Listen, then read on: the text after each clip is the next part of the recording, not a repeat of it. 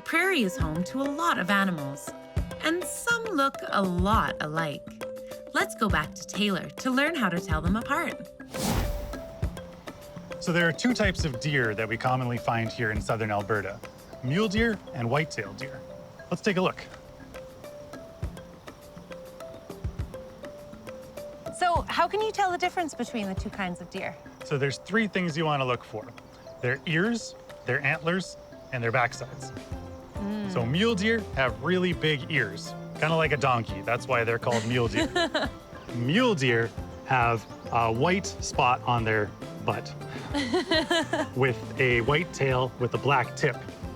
White-tailed deer have white, but only on the bottom of their tail, so you'll only see it when they stick their tail up. Ah. Their antlers are also a little bit different. So this is a mule deer antler. Mule deer antlers make this shape, kind of like Ys. They branch off in pairs of two. You can take a look at that. Whereas white-tailed deer, they have one main branch with smaller forks coming off of it. Ah, nice and curvy. So deer every year grow a brand new set of antlers. And in the wintertime, they fall off and they have to grow them all over again. What does deer poop look like? I actually have some right here. What? It's not real, but it looks kind of like this. Some people think it looks like chocolate-covered raisins or coffee beans. So deer will leave their poop all in a big pile like this, whereas rabbits will leave it more spread out one by one. That's how you can tell the difference. So as we're walking, you can see lots of like deer paths around, so it gives us a good clue that that deer have been in this area. Right. And maybe if we're lucky, we might even see one. No which is way. pretty cool. We won't see it. This is the time of year when they're starting to have their babies, their fawns. Right. And yeah. Cool.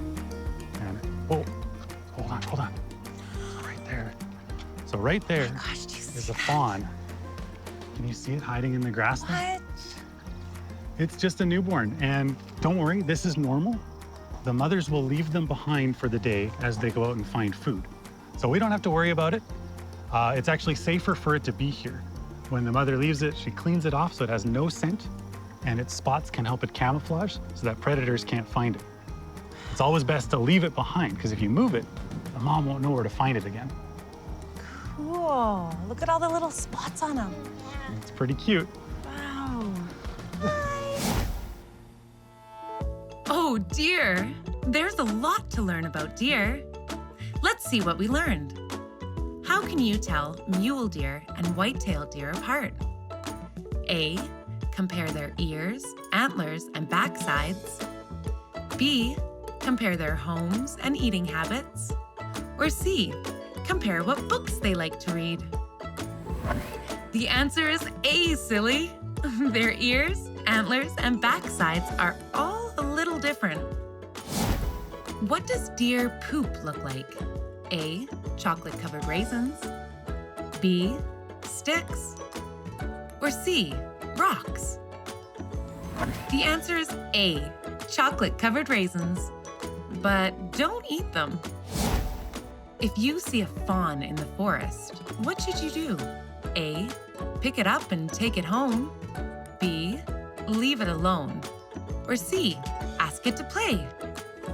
The answer is B, leave it alone. It's normal for a fawn's mummy to leave it hidden when she looks for food.